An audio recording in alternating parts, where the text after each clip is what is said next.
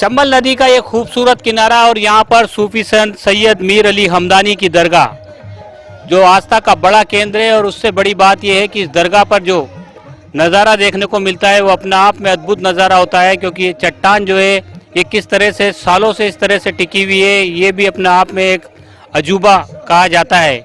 बड़ी मात्रा में यहाँ पर, बड़ी तादाद में यहाँ पर देश भर से श्रद्धालु पहुँचते हैं, अकीदतमंद पहुँचते हैं और यहाँ पर मुरादें जो मांगी जाती है वो खाली हाथ नहीं जाता।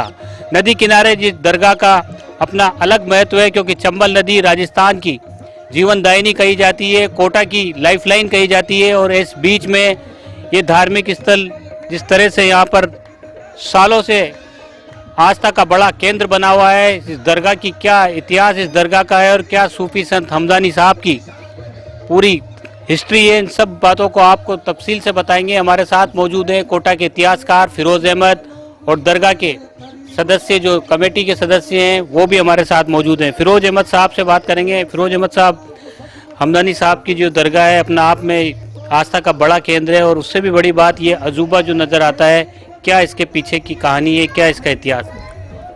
अदरशिला की ये दरगाह और यहाँ पर जो इन सूफी संत का मज़ार है ये बहुत ही पुराना है और 13वीं शताब्दी के मध्य चरण का है। हुआ ये था कि इराक के शहर हमदान में सैयद मीर अली हमदानी साहब की पैदाइश हुई थी, जन्म हुआ था। आपने वहीं पर तालीम हासिल की थी और आपके गुरु का नाम था मीर तकीउद्दीन दोसी, जिनसे आपने दीनी तालीम हासिल की थी। तो आपके गुरु ने जब आपकी तालीम पूरी हो गई तो आपसे कहा था कि आप दुनिया के औलियाओं से मुलाकात करें सबसे और इस्लाम के दीन को सब जगह फैलाएं। तो उस वक्त आपने 1400 औलियाओं से पूरी दुनिया में घूम करके मुलाकात की थी।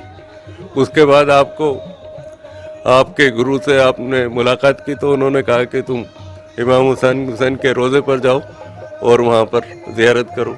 तो आप वहाँ गए, वहाँ आपको आकाशवाणी हुई कि सैयद मीर तुम हिंदुस्तान जाओ और वहाँ पर जो है दीनी तालीम को लोगों तक पहुँचाओ। तो आप सबसे पहले श्रीनगर आए और यहाँ पर आपने श्रीनगर में अलाउद्दीनपुरा में एक मस्जिद बनवाई थी जो आज से करीब 30 साल पहले तक मौजूद थी। बाद में उसे आतंकवादियों ने जला दिया। बड़ी खूबसूरत मस्जिद थी मोहल्ला अलाउद्दीनपुरा में। आज भी वहाँ पर आपके नाम का मस्जिद वो कहलाती है कश्मीर के अंदर, श्रीनगर के अंदर। और उसके बाद में आप वहाँ से लौट गए थे कश्मीर से वापस।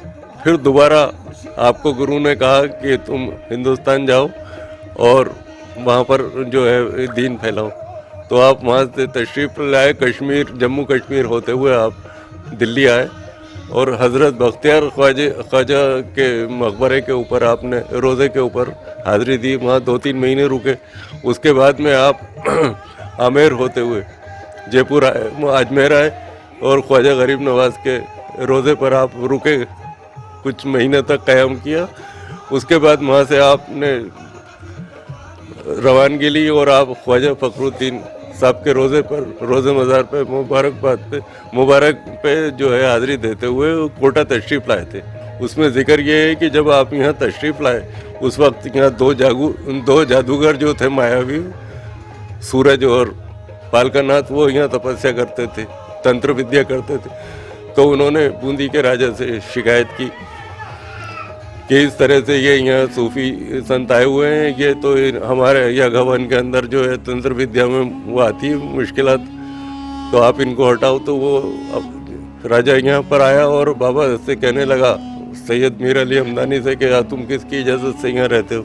तो उन्होंने कहा मैं खुदा की इजाज़त से आया हूँ यहाँ और उसी की इजाज़त से मैं इधर उधर जाता हूँ और उसका हुक्म होगा तो जाऊँगा, नहीं तो मैं यहीं रहूँगा। तो राजा ने कहा कि तुम तो इतने बड़े जादूगर हो, क्यों नहीं इनको ख़त्म कर दो? तो जादूगरों ने सबसे पहला अटैक अपनी मंत्र विद्या से जो किया वो था काले नागों का। लेकिन जैसे ही वो काले नाग फनफनाते हुए आगे बढ़ने लगे तो बाबा ने दुआ के लिए हाथ बुलंद किए और उस वक्त एक शेर हाजिर हुआ। तो उसने उस शेर ने उन नागों को ख़त्म कर दिया। उसके बाद जादूगर हक्के बक्के हो गए, राजा भी देखता रह गया। तो उन्होंने कहा कि तुम्हारी तो विद्या ख़त्म हो गई इनके सामने। तो उसने कहा कि नहीं, हम तो बहुत बड़े जादूगर हैं और इनको बिल्कुल ख़त्म कर देंगे। तो वो दोनों जादूगर जंगल की तरफ गए उड़ते हुए हवा में, और उन्होंने वहाँ से इस चट्टान को उड़ाया। तो इसको जब राक्षस लेकर के आ रहे थे, उस वक्त बाबा इबादत में थे, तो उन्होंने जब इसको आता हुआ देखा तो कहा कि ए शिला, अगर तू खुदा की भेजी हुई तो मेरे ऊपर और मेरे साथियों पे गिर जाना, वरना मैं कह रहा हूँ कि यहीं टिक जाना। तो ये इस चट्टान पे, ये विशाल चट्टान जो है इस तरह हो गई, जो आज अदरशिला के नाम से जानी जाती है। इसी के नीचे आपका मज़ार है, जहाँ कई सालों से बराबर लोग बाग मिन्नतें मांगते आ रहे हैं और उनकी मुरादें पूरी होती हैं। ये आपकी तवारीख़ है संक्षिप्त जो मैंने आपको बताई। आप काफ़ी लंबे वक्त से यहाँ से जुड़े हुए हैं, क्या यहाँ के बारे में और वो है, और आप लोग कैसे संभालते हैं, मतलब क्योंकि अपना आप में जब देश भर से श्रद्धालु यहाँ पहुँचते हैं तो किस तरह से और क्या वो यहाँ से लेकर के जाते हैं और उनके दरबार में हाजी लगाकर किस तरह की दुआएं मांगी जाती हैं? मेरा क्या है कि जगह से बचपन से ही निस्बत बनी हुई है, लेकिन 50 साल से मैं यहाँ की व्यवस्था में शामिल हूँ। और 50 साल से शामिल होने वाले है कि इन बुजुर्गों का कर्म है कि इन्होंने मुझे अपने कर्म में नवाज रखा।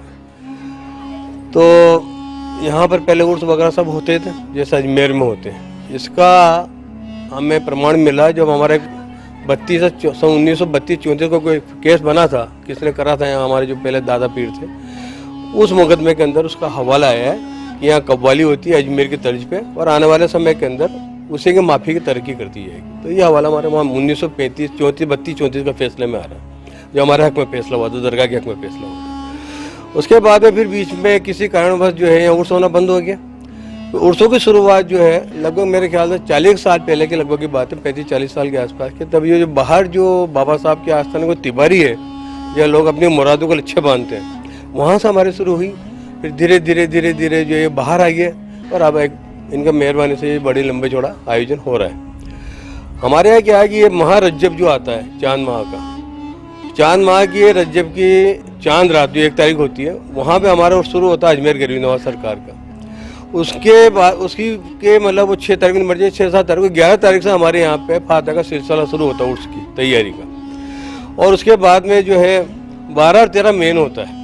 12 चांद की 12 तारीख को हमारी महफिल होती है, 11, 12, 13 3 दिन हमारे रोजाना सवेरे कुरान खानी होती है, मिलाद होती है, और 12 को शाम को जो है महफिल होती है। 12 की शाम को दिन में चादर आती है सामने से, अकीदतमंद है उनके यहाँ से बरसों से आई है। 13 को मेन चादर वहीं से सामने से आती है, और 13 को हमारे कुल की रस्म और दस्तारबंदी और अपने क्या बोलते हैं तवरुक, ये इनका बंटवारा होता है। बाहर से जायरीन पहले कम आते थे, अब ज़्यादा आने लगे, बल्कि जो अजमेर से जो लौटते हैं इस साइड में जाने वाले, जैसे MP गुजरात वगैरह जो जाते हैं इधर से, वो लोग भी यहाँ पे आज देखे जाते हैं, चाहे उर्स हो या नॉर्मल हो। तो सारी व्यवस्था कैसे होती है कैसे नहीं होती है, ये अपना आप में एक रहस्य मानो आगे, क्योंकि यहाँ पर मेरे ख्याल से जहाँ तक मेरे खुद की जानकारी में है, हाड़ौती के अंदर ये पहला मुकाम है कि जहाँ पर उसी के नाम पर आज तक मार्केट से कोई एक चंदा नहीं लिया जाता।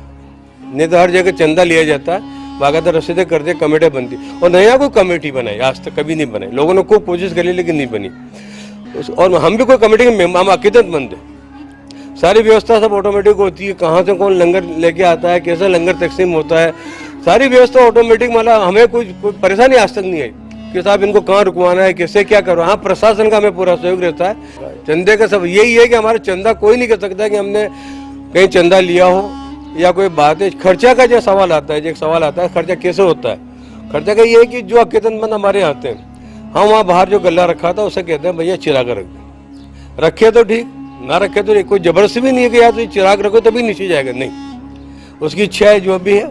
तो ऑटोमेटिक अकीदतमंद आते हैं। सारा कौन लंगर बनाता है, कौन चावल ला रहा है, कौन दे के बना रहा है, ये खुदा का राज खुदा ही जाने। तो सूफी संत जो हमदानी साहब है, उनका ये कमाल ये कि यहाँ पर जब उर्स का आयोजन होता है तो कोई चंदा नहीं होता। जिस तरह से सारी जानकारी इन्होंने दी, इस दरगाह के तमाम पहलुओं से आपको मुखातिब करवाएंगे।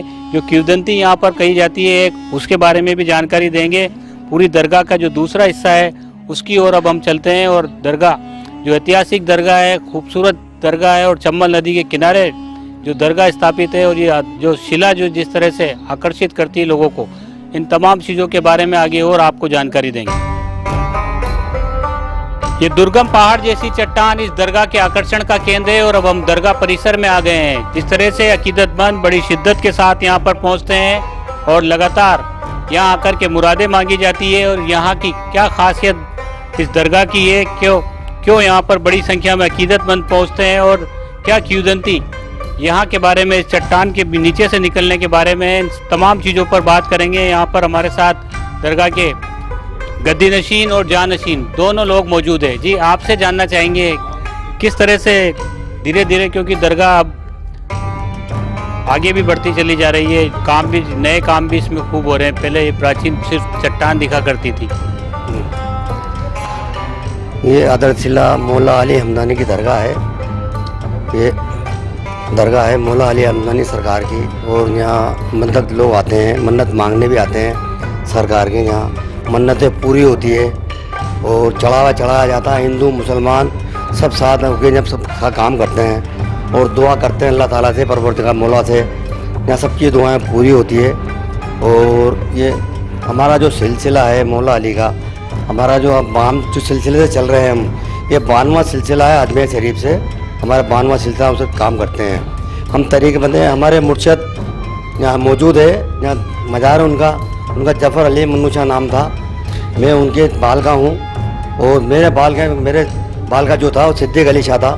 उसके बाद मेरा सैयद अली, उसको तरीक दिया, वो मेरा बाल का है। वो इस तरह हमारे 7 पीढ़ी यहाँ चलती आ रही है, हमारे बरसों से पीढ़ी चलती आ रही है। और यहाँ राजा महाराजाओं के ज़माने से हमें उसका पेड़ा मिलता था और उसका जो चढ़ावा आता था वहाँ से दरबारों के ज़माने से दरबार आया करते थे, तो उसका हमें हदिया मिला करता था वहाँ से। उनके ज़माने से आज हम दरगाह को चला रहे हैं।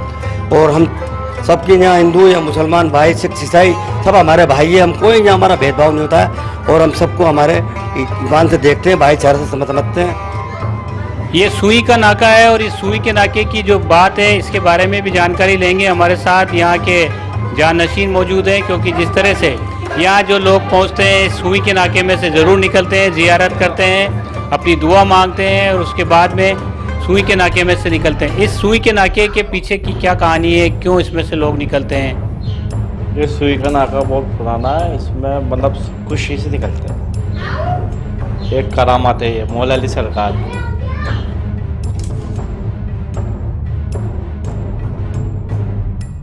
ये सुई का नाका है और जो भी जियारत करने यहाँ पहुँचता है वो सुई के नाके में से निकलता है, क्योंकि इतनी विशाल चट्टान के सामने ये एक छोटा सा जो छेद नज़र आ रहा है ये सुई के नाके के समान है। इसके पीछे भी किंवदंती है, इसके पीछे भी एक बड़ी आस्था है कि इसमें से निकला जाए ताकि अपनी जो मुराद है वो पूरी हो जाए। तो लगातार कोटा की अदरसिला दरगाह जो है अपने आप में अकीदतमंदों के लिए आकर्षण का केंद्र है, श्रद्धा का बड़ा केंद्र है। और जिस तरह से कोटा ही नहीं, हाड़ौती ही नहीं, दूर दराज से भी लोग यहाँ पर पहुँचते हैं। मैं बात करने की कोशिश करता हूँ। जी, आप कहाँ से आए? हम जयपुर से आए हैं। कैसा लगा आपको ये दरगाह? जी, बहुत अच्छा लगा। यहाँ बहुत सुकून मिला है। यहाँ पे ये बहुत मानी हुई दरगाह है। ये यहाँ पे बहुत लोग आते हैं अपनी मन्नत पूरी करने के लिए, और मन्नत पूरी भी होती है यहाँ पे। बहुत अच्छा लगा हमें यहाँ पे। तो हमदानी साहब की दरगाह से कोई खाली हाथ नहीं जाता और यही बात है कि यहाँ पर लगातार अकीदतमंद पहुँचते हैं, श्रद्धालु पहुँचते हैं। और श्रद्धालु मेरे साथ मौजूद हैं, अकीदतमंद मौजूद है। जी, कैसा लगा आपको ये चट्टान जो है एक छोटी जगह से टिकी हुई है, अजूब? अच्छा लगा। बहुत अच्छी दरगाह है ये, मानी हुई दरगाह है। बहुत नाम सुना है लोगों से, इसलिए जयपुर से हम लोग यहाँ आए देखने, सिर्फ दरगाह देखने आए इसी वजह से। बहुत ही अच्छी दरगाह है ये, सुकून की जगह है।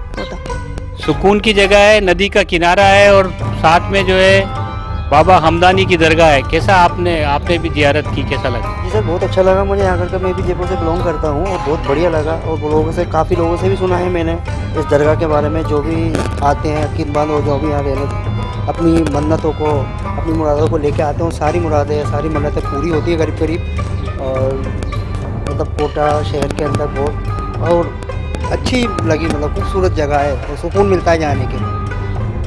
सुकून मिलता है यहाँ आने के बाद। तो सैयद मीर अली हमदानी की दरगाह पर जियारत करने के बाद यहाँ पर सुकून महसूस किया जाता है और श्रद्धालु यहाँ से खाली हाथ नहीं लौटते। प्रकृति की गोद में बसी ये दरगाह आकर्षण का केंद्र है। और जिस तरह से कोटा में जो दूसरे प्राचीन मंदिर हैं वो भी जो है आस्था का बड़ा केंद्र है, तो उसी में मीर अली हमदानी साहब की दरगाह भी श्रद्धालुओं के लिए, अकीदतमंदों के लिए बड़ा आकर्षण का केंद्र है। यहाँ पर जो भी मुराद मांगी जाती है वो पूरी होती है। यहाँ से कोई खाली हाथ नहीं लौटता।